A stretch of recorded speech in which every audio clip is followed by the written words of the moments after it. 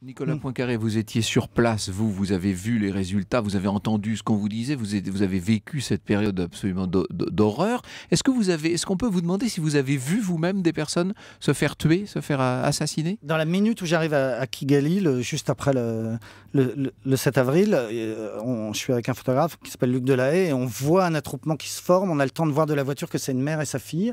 On s'éloigne un petit peu parce qu'ils nous menacent. On regarde de loin, donc on voit rien parce qu'ils sont encerclés. Donc la mère et la fille sont coupées à la machette. Et puis la foule s'éloigne et on repasse devant avec la voiture et on s'aperçoit, donc leurs corps sont par terre, et on s'aperçoit que la mère et la fille ne se sont pas lâchées la main.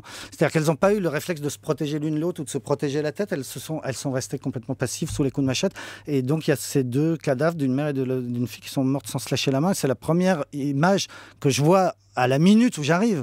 Mais ensuite, dans les jours qui vont suivre, dans les heures qui vont suivre, je vais voir des centaines et des centaines de cadavres partout. Vous voyez des Tutsis qui sont réunis en quelque sorte, c'est ça? Alors ça c'est un petit peu plus tard, c'est une scène beaucoup plus troublante pour moi. C'est quand j'allais vers ce massacre dont je vous ai parlé tout à l'heure de 30 000, je voulais le vérifier. On m'avait dit, allez là-bas, c'est important, il faut témoigner. 30 000, oui. Allez dans ma paroisse, vous verrez, il y a 30 000 cadavres. Et en y allant sur la route, j'ai vu sous un arbre une dizaine de personnes rassemblées et puis quelques autres autour avec la machette. Et j'ai compris tout de suite que ceux qui étaient rassemblés sous l'arbre, c'était des Tutsis qui allaient sans doute être très vite exécutés et que ceux qui étaient autour, c'était des Hutus.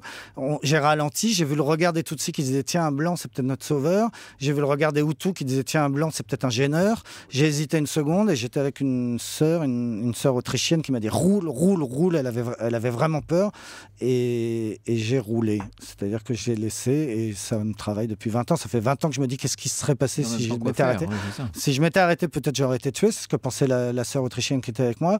Peut-être pas, peut-être que j'aurais pu prendre dans la voiture de 3 enfants, peut-être que... Mais j'en sais rien. J'en sais toujours rien ce qui serait passé quand je me suis arrêté, puisque je ne me suis pas arrêté.